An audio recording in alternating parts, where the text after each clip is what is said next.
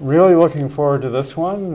Greg Conlon has been a great guest here before with a tremendous record of service, including president of the California Public Utilities Commission. He's running for Congress, and I want to get right to this, but before we get to his candidacy, Greg, first of all, welcome back. Thank you. Thank you. Good to see you. Am I in contention to set a record like on Saturday Night Live? I mean, how many times do you appear before you? Well, I don't know, but I noticed a previous appearance on this show is on your website. But before we go there, you were a delegate representing California at the Republican National Committee. And while I happen to have been an alternate at some previous convention like this, I think many people would really not know what happens. So why don't you tell us and our audience a bit about what it's like to have the 4 days there and before and after? First of all, I was not a delegate. I was a guest because by the time I figured out that I needed to be a delegate, it was 3 months too late. So I was a guest.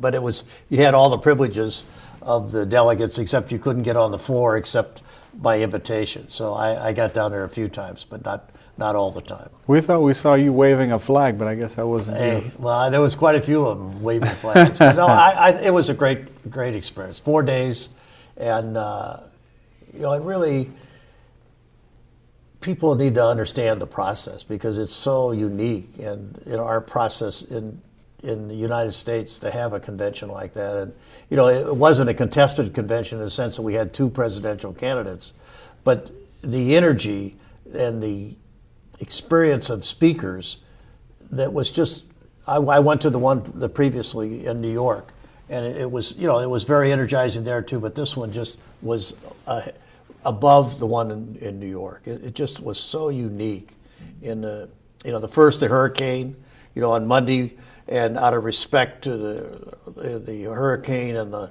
people that were in harm's way, they just did a business meeting in the afternoon and shut off the convention at night. But then as the hurricane passed through Louisiana on Tuesday, they had a full schedule, and they got back on track and got the speakers in the evening. It was on TV, I'm sure, so people got to see. But we had all the wannabes. We had Giuliani, Romney,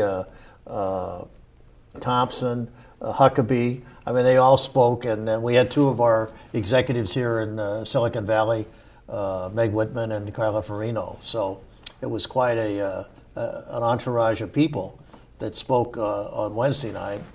And then, before I go to Wednesday and Thursday, I want to divert a little bit because the California delegation, being the largest delegation, has almost, we figured out about 300 delegates.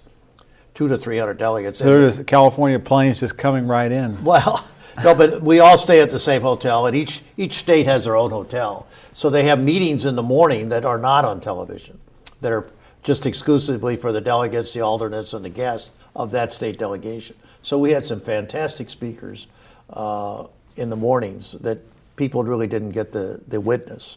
And then it had some meetings that conducted in the afternoon also that were unique, that some were California and some were open to everybody. So I was able to go to the breakfast meetings on Monday and Tuesday, and they had some great speakers. They had Governor Wilson spoke, Senator Hatch spoke. We had one of the prisoners in the prison camp in Hanoi with John McCain, a gentleman by the name of Coffey, also spoke, and he was very.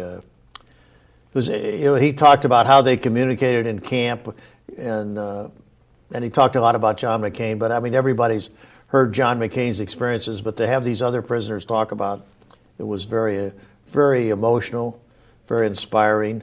And I think Governor Wilson, really attacked the Democratic platform and the Obama's.